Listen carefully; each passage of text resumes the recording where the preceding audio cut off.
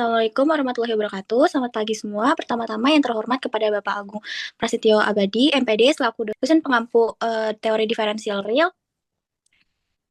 Dan terima kasih teman-teman yang sudah hadir pada mata kuliah hari ini. Kami dari kelompok 13 yang beranggotakan saya, Rahma Syifa Syarani, bersama dua rekan saya. Saya Fahri Saya Musyafa. Kartini. Saya Fahri Musyafa. Nah, kami di sini akan mempresentasikan materi mengenai teori Taylor. Selanjutnya, next. Nah, definisinya teorema Taylor adalah cara untuk menulis sebuah fungsi dalam bentuk polinom. Ide utamanya yaitu fungsi yang rumit bisa didekati dengan penjumlahan suku-suku sederhana atau polinom. Polinom tersebut dibentuk dari nilai turunan fungsi pada suatu titik. Semakin banyak suku atau orde polinom, semakin akurat pendekatan fungsi tersebut. Nah, teorema ini banyak dipakai untuk perkiraan nilai fungsi tanpa kalkulator atau untuk metode numerik. Nah, sederhananya, teorema ini adalah cara untuk mengubah fungsi yang rumit menjadi bentuk yang lebih sederhana, yaitu polinom. Nah, kenapa sih kita butuh teorema Taylor? Karena kadang suatu fungsi itu susah banget dihitung nilainya, apalagi tanpa kalkulator. Nah, Taylor itu membantu kita membuat versi sederhana dari fungsi tersebut supaya lebih gampang dihitung. Nah, teorema Taylor ini dipakai di mana-mana.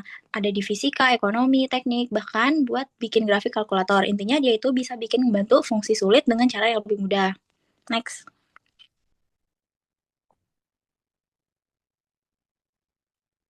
Nah, selanjutnya kita masuk ke teorema Taylor. Di sini andaikan F dan semua turunannya kontinu di A, B. Nah, maka Fx dapat diperluas ke dalam daerah Taylor. Maksudnya, kalau misalnya suatu fungsi itu halus atau artinya grafiknya nggak patah-patah, bentuknya mulus dan dia punya turunan terus-menerus atau turunannya pertama ada, turunan kedua ada, dan seterusnya, maka fungsi itu bisa dipecah atau ditulis ulang sebagai penjumlahan dari banyaknya suku. Nah, di sini ada bentuk rumusnya. Bentuk rumusnya yang pertama itu kita perhatikan pola pertama ini, suku pertama itu ada nilai fungsi di x0, fx0. Nah, di suku kedua itu ada turunan pertama dikali sama x dikurang x0. Di suku ketiga itu ada turunan kedua dikali x dikurang x0 kuadrat, terus dibagi 2 faktorial, dan seterusnya. Nah, semakin banyak suku yang kita ambil, semakin akurat perkiraan fungsi aslinya. Nah, untuk gambar di x gambar di 2.1 atau nilai-nilai di X sekitar X0. Nah, gambar ini cuma menunjukkan bahwa kita sedang fokus pada titik X0 dan kita ingin tahu apa yang terjadi di daerah dekat X0. Jadi, dari Taylor itu sebenarnya membuat fungsi lokal di sekitar titik itu. Nah, kita bisa ganti X min, kita misalkan X min X0 itu sama dengan H. H ini artinya itu jarak antara X dan X0. Tujuannya cuma biar rumusnya lebih simpel dan mudah dibaca. Jadi bentuknya Fx sama dengan Fx0 ditambah H per 1 faktorial dikali turunan pertama X0 ditambah H kuadrat per 2 faktorial dikali turunan kedua X0 dan seterusnya. Next.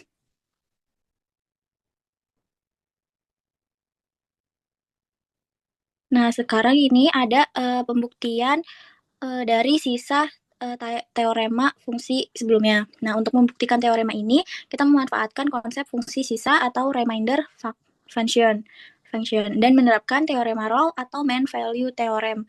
Nah, langkah pertama ini kita membentuk fungsi sisa. Kita misalkan fungsi f memiliki turunan hingga orde n plus 1 pada selang yang memuat titik A dan X. Nah, kita definisikan polinom Taylor orde n sebagai Pnx sama dengan fa plus f turunan pertama A dikali X min A tambah turunan kedua A per 2 faktorial dikali 2 min A kuadrat sampai seterusnya Fn dikali A per N faktorial dikali X min A pangkat N. Nah, selanjutnya kita definisikan fungsi sisa Rn plus 1 X sama dengan Fx dikurang Pnx. Nah, tujuan pembuktiannya ini adalah menunjukkan bahwa sisa ini dapat ditulis dalam bentuk Rn plus 1 X sama dengan F n plus 1 C per n plus 1 faktorial dikali X min A pangkat n plus 1 untuk suatu C di antara A dan X. Nah, next. Selanjutnya ini langkah 2 membuat menggunakan fungsi bantu atau kita bisa membuat fungsi bantuan dari FT. Nah, supaya bisa memakai teorema Rolle, kita memerlukan fungsi yang nilainya sama di 2 titik. Maka kita buat fungsi baru yaitu FT sama dengan FT dikurang PNT dikurang RT. Nah, dengan RT ini fungsi yang dirancang agar memenuhi kondisi tertentu. Misalnya sehingga FA sama dengan Fx sama dengan 0. Nah, dengan cara ini fungsi Ft memenuhi syarat teorema Rolle. Kontinu pada Ax dan terdiferensialkan pada Ax. Nah, kenapa dibuat sama dengan 0? Karena syarat teorema Rolle adalah fungsi harus sama di dua titik ujung. Dengan membuat Ft begini, kita memastikan bahwa Ft itu kontinu di Ax dan Ft dapat diturunkan di Ax, sehingga Fa sama dengan Fx sama dengan 0. Jadi Ft sudah memenuhi syarat Rolle. Next. Nah, di langkah ketiga, ini kita menerapkan teorema Rolle secara berulang. Nah, karena FA sama dengan Fx, maka menurut teorema Rolle pasti ada titik C1 turunan pertama sama dengan 0. Jika kita turunkan lagi, kita akan memperoleh hubungan antara turunan fungsi f dan turunan dari polinom Taylor Pn. Setelah menerapkan teorema Rolle berkali-kali hingga turunan ke n plus 1, kita akhirnya mendapatkan titik C. Sehingga Fn plus f, maaf, f pangkat n plus 1 C sama dengan n plus 1 faktorial dikali Rn plus 1 X per X min A pangkat n plus 1. Nah, kita bisa ubah bentuknya menjadi bentuk yang lebih umum, yaitu Rn plus 1 X sama dengan F pangkat n plus 1 C per n plus 1 faktorial dikali n min A pangkat n plus 1. Next. Nah, selanjutnya ini kita akan melihat bagaimana teorema Taylor digunakan untuk mengapromosikan nilai fungsi dan mengembangkan fungsi menjadi deret Taylor. Nah, contoh yang diberikan ini terdiri dari dua jenis. Yang pertama itu kita apromosikan fungsi menggunakan polinom Taylor di sekitar titik A. Nah, contohnya itu kita mau menghampiri atau mengapromosikan nilai akar dari A plus H. Nah, untuk penyelesaiannya itu, kita misalkan ambil fungsi fx sama dengan akar x. Dengan titik pusatnya A lebih dari 0 dan ingin menghampiri FA plus H, karena sama aja dari akar A plus H, di mana hanya kecil. Lalu kita hitung turunannya. Turunan pertamanya yaitu 1 per 2 akar X. Turunan keduanya yaitu negatif 1 per 4X pangkat 3 per 2. Turunan ketiganya yaitu 3 per 8X pangkat 5 per 2, dan seterusnya. Lalu kita substitusikan ke rumus deret Taylor. Maka polinom Taylor order 2 sekiranya itu X sama dengan A, maka didapat FA plus H itu diapromosikan akar A plus 1 per 2 akar A H dikurang 1 per 4 X pangkat X 3 per 2 dikali H kuadrat per 2. Atau bisa ditulis juga akar A plus H itu aproximasi dari akar A plus H per 2 akar A dikurang H kuadrat per 8X pangkat 3 per 2. Next.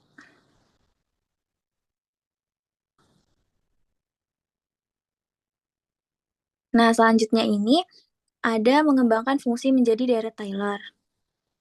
Contohnya itu kita mau menghampiri fungsi fx sama dengan sin x ke dalam deret Taylor di sekitar x0 sama dengan 1. Karena kita tahu, karena kita diminta untuk menghampiri fungsi fx sama dengan sin x di sekitar titik x0 sama dengan 1 menggunakan deret Taylor. Nah, yang pertama itu kita hitung turunan sin x-nya. Di sini udah tertera fx sama dengan sin x, turunan pertamanya itu cos x, turunan keduanya itu min sin x, turunan ketiganya itu min cos x, dan turunan keempatnya itu balik lagi sin x. Nah, kita substitusikan ke rumus deret Taylor, dan kita misalkan x min a itu sama dengan h. Maka didapat sin x sama dengan sin 1 ditambah h cos 1 dikurang h kuadrat per a sin 1 dikurang h pangkat 3 per 6 cos 1 ditambah h pangkat 4 per 24 sin 1, dan seterusnya. Kenapa sin 1? Karena di sini kita mau karena di sini diketahui x0 sama dengan 1. Jadi didapat nilainya 0,8415 ditambah 0,5403h dikurang 0,4208h kuadrat, dan seterusnya. Next. Oke, selanjutnya example 6.43, di mana A itu membuktikan bahwa 1 dikurang setengah X pangkat 2 itu kurang dari sama dengan cos X untuk semua X anggota R. Kita menggunakan teorema Taylor, sehingga fungsi yang digunakan itu fx sama dengan cos X, di mana x0 itu sama dengan 0. Kemudian kita ekspansi Taylor order 2 untuk cos X di sekitar 0, di mana cos X sama dengan 1 min setengah X pangkat 2 ditambah R2X. Di sini suku sisanya atau remainder itu R2X diberikan oleh R2X sama dengan turunan ketiga C per 3 faktorial dikali X pangkat 3 untuk suatu C antara O dan X. Karena turunan ketiga dari cos X adalah turunan ketiga X sama dengan sin X, maka R2X sama dengan sin C per 6 dikali X pangkat 3. Sin C per 6 X pangkat 3. Kemudian selanjutnya kita menentukan tanda R2X, di mana kasus satunya itu 0 disampai V, maka nilai C-nya itu sama 0 sampai V juga. Kemudian sin C lebih dari sama dengan 0 dan X pangkat 3 lebih dari sama dengan 0, di mana R2X-nya itu lebih dari sama dengan 0. Kemudian kasus keduanya itu min V sampai 0, di mana sin C itu kurang dari sama dengan 0 dan X pangkat 3 itu kurang dari sama dengan 0. Kita menggunakan perkalian dua negatif sehingga menghasilkan R2X-nya itu lebih dari sama dengan 0. Maka cos X sama dengan 1 min setengah X pangkat 2 ditambah R2X lebih dari sama dengan 1 min setengah X pangkat 2. Jika mutlak X lebih dari sama dengan V, cos X-nya itu lebih dari sama dengan min 1, tapi 1 min setengah X kuadrat itu dikurang dari min 3. Jelas sekali 1 min setengah X kuadrat itu kurang dari sama dengan cos X. Nah, di mana kesimpulannya ini, kesimpulan persamaan ini berlaku untuk semua bilangan real X. Kemudian, yang B itu kita membuktikan ketidaksamaan untuk K anggota N dan X lebih dari 0. Pernyataan yang ingin dibuktikan yaitu X min setengah X pangkat 2 ditambah titik-titik sampai min setengah 1 per 2K X pangkat 2K kurang dari ln 1 tambah X kurang X min setengah X pangkat 2 sampai 1 per 2K plus 1 X pangkat 2K plus 1. Kemudian kita ekspansi Taylor untuk ln 1 plus X, di mana ini kita pakai D per DX, ln 1 plus X sama dengan 1 per 1 plus X kali X lebih dari 0. Kemudian polinomial Taylor ke N untuk ln 1 plus X di sekitar 0 adalah Pnx sama dengan X min setengah X pangkat 2 sampai min 1 pangkat N min 1 seper N Xn. Kemudian suku sisanya yaitu Rnx sama dengan min 1 pangkat N dikali C pangkat N plus 1 per N plus 1 X pangkat N plus 1 untuk suatu C antara X dan 0. Kemudian menentukan tanda sisa Rnx-nya. Jika N sama dengan 2K atau genap, maka R2KX lebih dari 0. Karena min 1 pangkat 2K sama dengan 1. Jika N sama dengan 2K plus 1 atau ganjil, maka R2K plus 1X kurang dari 0 karena min 1 pangkat 2K plus 1 sama dengan min 1. Inilah alasan mengapa ekspansi Taylor ln 1 plus X memberikan selang ketidaksamaan, di mana jumlah hingga suku genap lebih kecil dari ln X 1 tambah X, kemudian jumlah hingga suku ganjil lebih besar dari ln 1 tambah X. Kemudian di sini ada teorema 6,44, di mana berbunyi misalkan I adalah sebuah interval, X0 adalah titik interior dari interval I, dan N lebih dari sama dengan 2. Misalkan turunan pertama sampai turunan ke N dari F ada dan kontinu di sekitar X0. Dan misalkan F turunan pertama X0 sama dengan turunan kedua X0 sampai turunan N-1 X0 sama dengan 0. Tetapi Fn XO turunan ke N tidak boleh sama dengan 0. Maka yang pertama, jika N genap dan turunan ke N lebih dari 0, maka F memiliki nilai minimum relatif di X0. Yang kedua, jika N genap dan turunan ke N-nya itu kurang dari 0, maka F memiliki maksimum relatif di X0. Yang ketiga, jika N ganjil, maka F tidak memiliki nilai maksimum atau minimum relatif di X0. Nah, dengan menerapkan teorema Taylor ini pada titik X0, untuk setiap X dalam interval I didapatkan Fx sama dengan Pn min 1x ditambah Rn min 1x sama dengan Fx0 ditambah F turunan ke N C per N faktorial dikali X min X0 pangkat N. Di mana C adalah suatu titik antara X0 dan X. Karena turunan ke N itu kontinu, jika turunan ke N tidak sama dengan 0, maka ada suatu interval U di sekitar X0. Sehingga turunan ke N itu memiliki tanda yang sama dengan turunan ke N X memiliki tanda yang sama dengan turunan ke N yang X0 untuk semua X dalam U. Maka C juga berada di U sehingga turunan turunan ke NC juga memiliki tanda yang sama. Kemudian kita buktikan per yang tadi 1, 2, 3. Yang pertama itu kasus N genap dan turunan ke N XO-nya itu lebih dari 0. Karena N genap, maka X min X0 pangkat N itu lebih dari sama dengan 0. Dan karena turunan ke NC itu lebih dari 0, maka sisanya itu Rn min 1 X sama dengan turunan ke NC per N faktorial dikali X min X0 pangkat N lebih dari sama dengan 0. Sehingga Fx ini lebih dari sama dengan Fx0. Nah, di mana kesimpulannya ini nilainya itu minimum relatif di X0. Kemudian yang kedua itu kasus N genap dan turunan N XO itu X0 itu lebih dari kurang dari 0. Sama seperti sebelumnya, tapi sekarang yang perlu diingat itu turunan ke NC-nya itu kurang dari 0 dan X min XO pangkat N-nya itu lebih dari sama dengan 0. Maka Rn min 1 X itu kurang dari sama dengan 0 sehingga Fx kurang dari sama dengan Fx0. Kesimpulannya itu maksimum relatif di X0.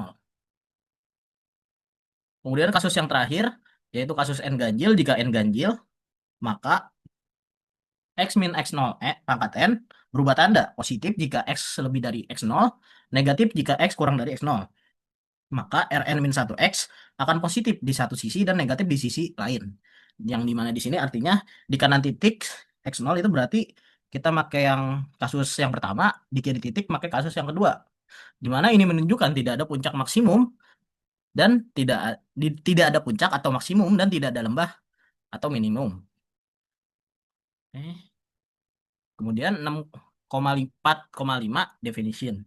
Misalkan I subset ke R adalah sebuah interval, di mana sebuah fungsi f, I sampai R itu disebut cembung atau konveks pada interval I jika untuk setiap T dengan 0 sampai 1.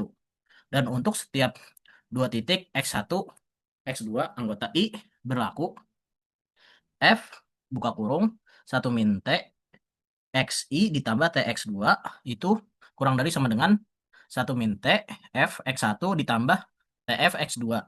Nah, ini gambarnya. Jadi nilai 1 min T X1 tambah TX2 itu berada di antara X1 dan X2 anggota I.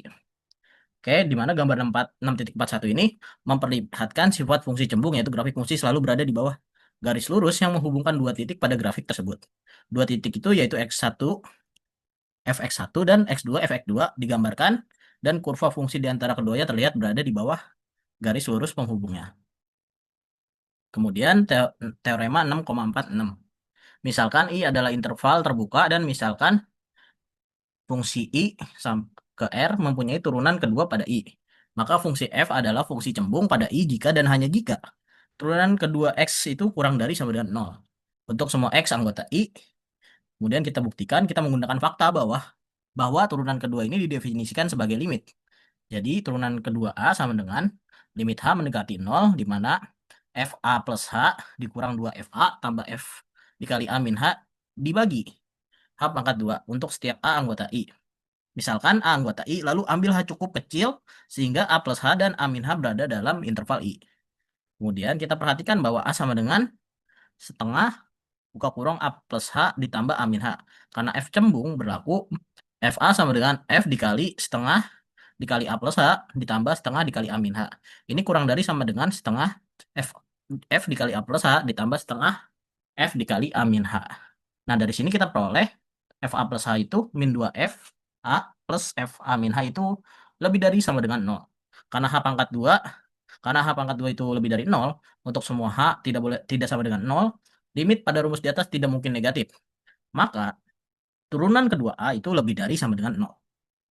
Nah, sekarang kita buktikan arah sebaliknya menggunakan teorema Taylor. Di mana yang pertama itu kita ambil dua titik X1 dan X2 dalam I, kemudian pilih T dengan 0 sampai 1 dan definisikan di mana X0-nya itu sama dengan 1 min T TXI ditambah TX2. Dengan teorema Taylor ini diperoleh titik C1 antara X0 dan X1 sehingga Fx1 sama dengan Fx0 ditambah turunan pertama X0 dikali X1 min X0 ditambah setengah turunan kedua C1 kali X1 min XO pangkat 2. Begitu pula ada titik C1 antara X0 dan X2 sehingga Fx2 sama dengan Fx0 ditambah turunan pertama X0 dikali X2 min X0 ditambah setengah turunan kedua C2 dikali X2 min X0 pangkat 2.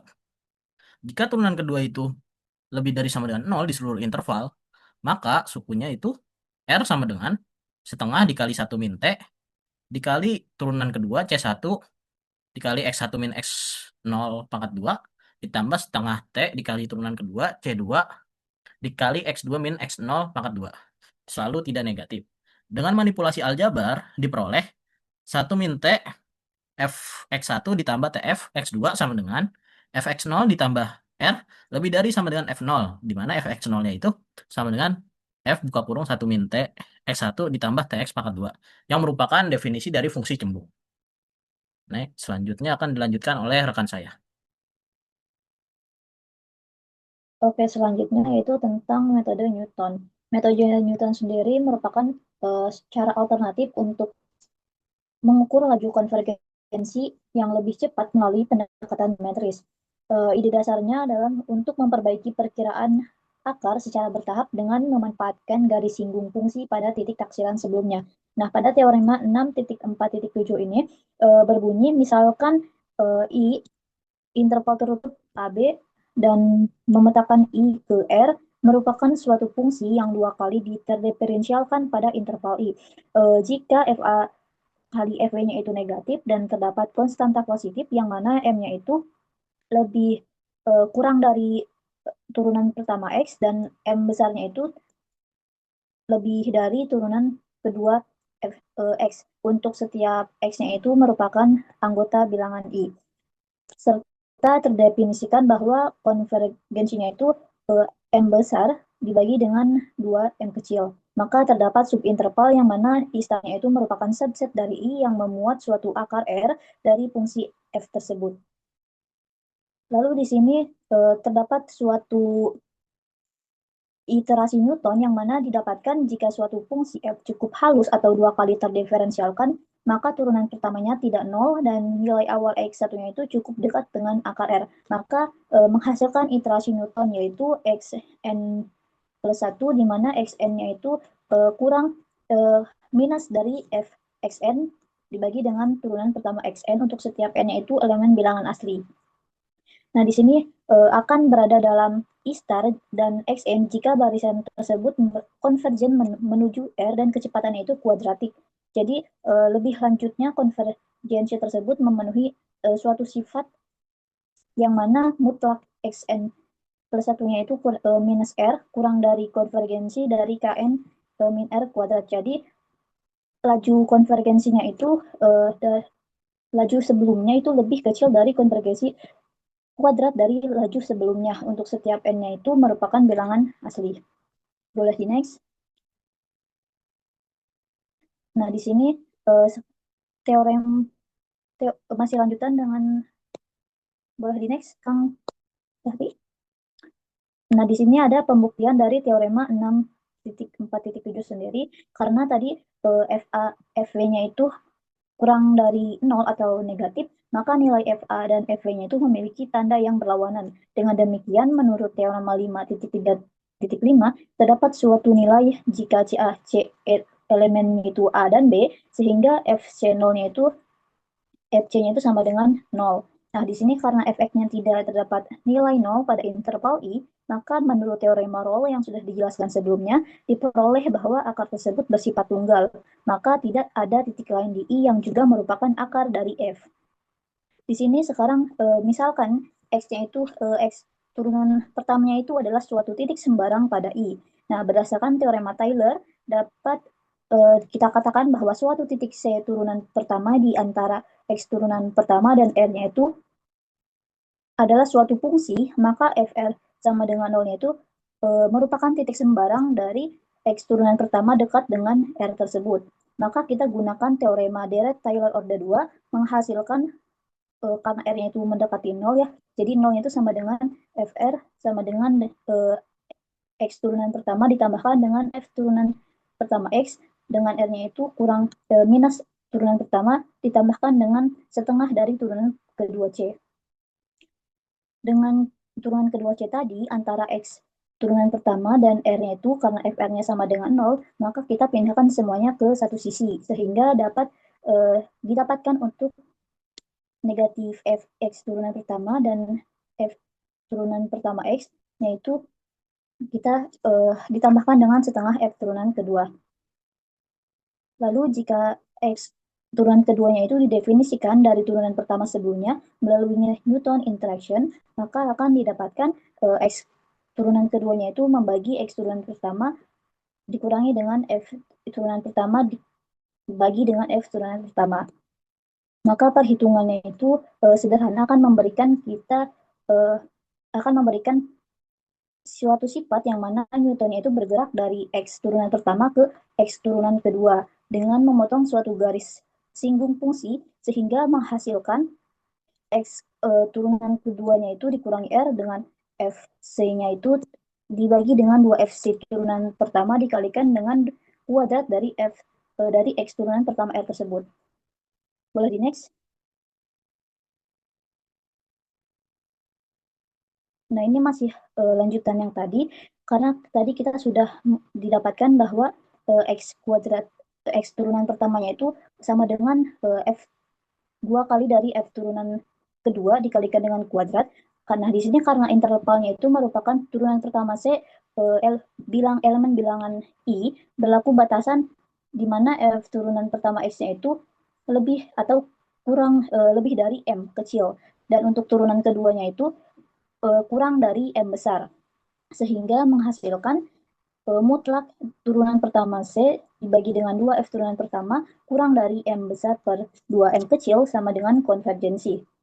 Maka diperoleh pertidaksamaan yang menghasilkan sifat ketujuh yang mana mutlak dari X turunan pertamanya itu lebih dari X turunan kedua R. Nah, di sini kita misalkan suatu bilangan deltanya itu lebih dari 0 atau positif, cukup kecil sehingga interval I starnya itu sama dengan R dikurangi delta dan R ditambah dengan delta, berada di dalam I. Dengan konvergensi deltanya itu kurang dari 1. Nah, dilihat dari sifat ketujuhnya itu, jika turunan pertama X dikurangi R-nya itu kurang dari delta, kemudian dibuktikan jika ternyata X turunan pertama itu merupakan elemen dari bilangan I star itu, maka otomatis X turunan keduanya juga merupakan elemen dari I star tersebut. Nah, maka karena K-nya itu kurang dari 1, maka argumen induksi sederhana yang tadi itu menunjukkan bahwa ketika konvergensi deltanya itu kuadrat kuadrat, maka akan menghasilkan arus laju yang lebih besar dari nilai X sebelumnya, sehingga Xn-nya itu melaju ke arah R. Dengan demikian, teorema tersebut terbukti. Boleh dilanjut? Nah, di sini perhatikan kita memiliki suatu grafik. Nah, di sini coba perhatikan yang di titik C. Ketika kita ingin mencari titik C, otomatis kita tidak langsung tahu berapa sih nilainya. Nah, di sini kita maka memerlukan suatu titik rasional, yang mana titik rasional ini kita ambil di persekitaran lengkungan, yang mana itulah yang dikatakan sebagai X1. Nah, di metode Newton ini kita perlu suatu bantuan dari garis singgung, yang mana kita perlu ambil garis singgung dari titik rasional menuju titik yang kita namakan sebagai X2. Jadi kita bisa menafsirkan nilai dari C itu melalui si X2 ini. Tapi kalau gimana sih caranya?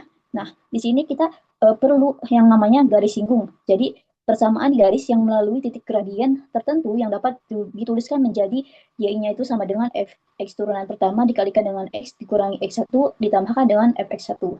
Nah, jadi misalkan si Y-nya ini sama dengan 0. Nanti kita hitung dan akan mendapatkan suatu perkiraan pertama, lalu dapat formulasi perkiraan kedua dan perkiraan selanjutnya. Nah, proses pengulangan ini, yang mana X dan X2 dan X3 dan seterusnya, itulah suatu iterasi pengulangan yang kita namakan atau kita sebut sebagai metode Newton. Boleh di next?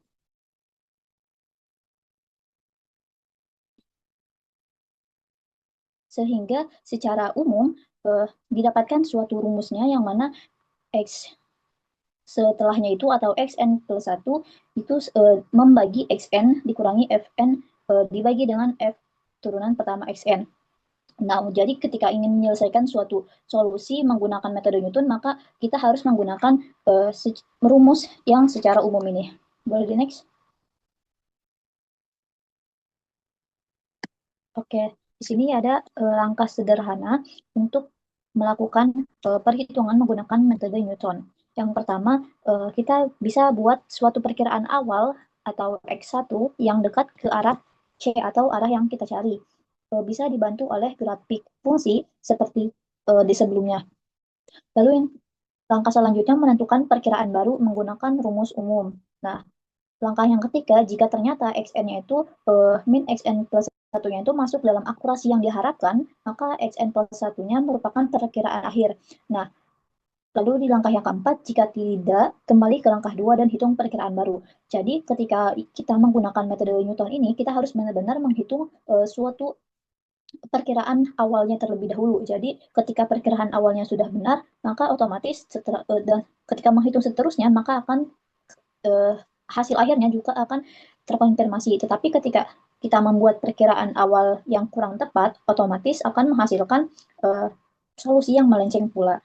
Nah, jika di langkah ketiga tersebut ternyata si xn-nya itu merupakan hasilnya itu mendekati solusi yang diharapkan, maka si xn itu merupakan solusi tersebut. Tetapi semisal jika ternyata si xn-nya itu jauh dari solusi yang diharapkan, maka kita hitung terus lajunya sampai si xn-nya itu plus satunya itu masuk dalam akurasi yang diharapkan atau mendekat dekat dengan si C, maka xn plus satunya itu otomatis menjadi perkiraan akhir. Tetapi di langkah 4 ini, jika ternyata si xn plus satunya itu tidak mendekati ke arah C atau melenceng jauh ke arah C, maka perhitungannya kembali ke langkah 2 yang mana menghitung perkiraan baru sehingga perkiraan selanjutnya mendekati ke arah C. Next.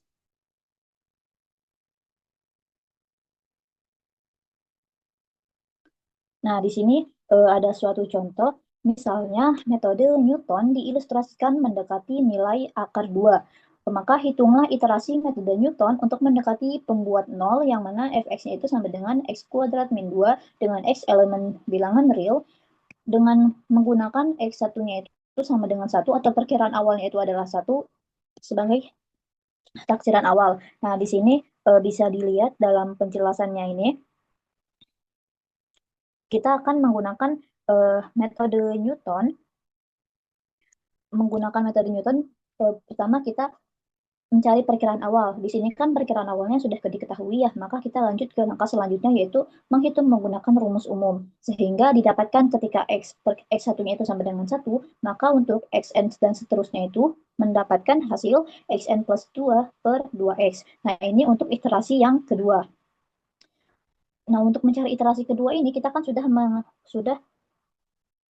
menemukan untuk xn plus satunya itu sama dengan xn plus 2 per 2x. Nah, kita masukkan x satunya itu 1. Jadi, xn itu kan jadi x1, 1 ditambah 2, 3 per 2, x1 berarti 2 kali 1. Sehingga menghasilkan x2-nya itu 3 per 2 sama dengan 1,5.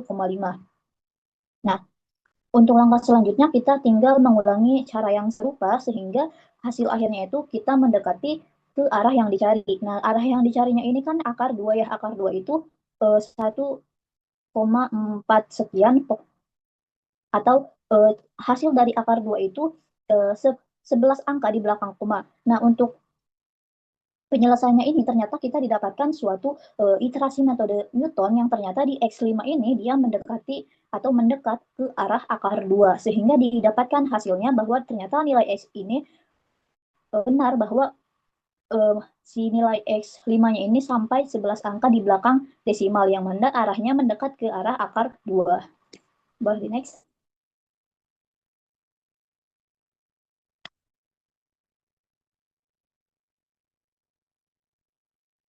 Nah, dalam penyelesaian tadi ada sedikit catatan yang mana jika kita menyatakan suatu N-nya itu membagi XN dikurangi R sebagai galat atau error dalam mendekati nilai R, maka pertidaksamaan yang keenam ini dapat dituliskan sebagai En adalah suatu selisih antara taksiran ke N yang dengan akar sebenarnya itu R. Jadi ketika N adalah suatu error pada iterasi ke N, lalu kita gunakan pertidaksamaan yang ini, yang mutlak KE persamaan sebelumnya, persamaan setelahnya yang kurang dari K dari KN sebelumnya. Lalu untuk yang berdasar pada sifat pertidaksamaan yang nomor 6 tadi, maka mengatakan ketika mutlak error berikutnya itu kurang dari atau sama dengan konstan Staka dikalikan dengan kuadrat dari ekor sebelumnya. Di sini kita melihat bahwa suatu metode Newton menghasilkan cara yang cepat, tetapi ketika perkiraannya sudah cukup dekat dengan akar tadi, maka satu langkah Newton bisa langsung melipat gandakan ketelitiannya, sehingga errornya itu dipangkatkan 2 setiap langkah. Yang tadi kan hasilnya itu 11 angka di belakang koma. Nah, di sini berakibat pada penggandaan atau melipat gandakan pengkuadratan dari si errornya tersebut. Jadi ketika si errornya itu galatnya itu kecil, maka dia akan secara otomatis uh, memilih atau dikonvergensi kuadratik sehingga melipat gandakan si errornya tersebut. Boleh di next. Nah, dari catatan A tadi kan menegaskan ya bahwa ketika metode Newton memiliki konvergensi kuadratik, artinya error dipangkatkan 2 setiap langkah. Nah, tapi ketika di catatan B ini, dia mengatakan bahwa metode metode Newton ini memiliki nilai awal yang baik. Jadi ketika metode awalnya salah, akan berujung pada error yang melenceng jauh dari perkiraan awal. Sehingga dari catatan ini mengatakan bahwa salah satu strategi yang umum digunakan yaitu memanfaatkan metode biseksi untuk memperoleh taksiran awal. Nah, jadi penggunaan metode yang baik yaitu dengan mencampurkan antara biseksi dan metode Newton. Jadi untuk mencari perkiraan awal agar tepat itu kita gunakan metode biseksi. Lalu setelahnya kita baru menghitung menggunakan metode Newton untuk perkiraan sebagai langkah penyelesaian akhir atau Wolff Dirichlet. Next.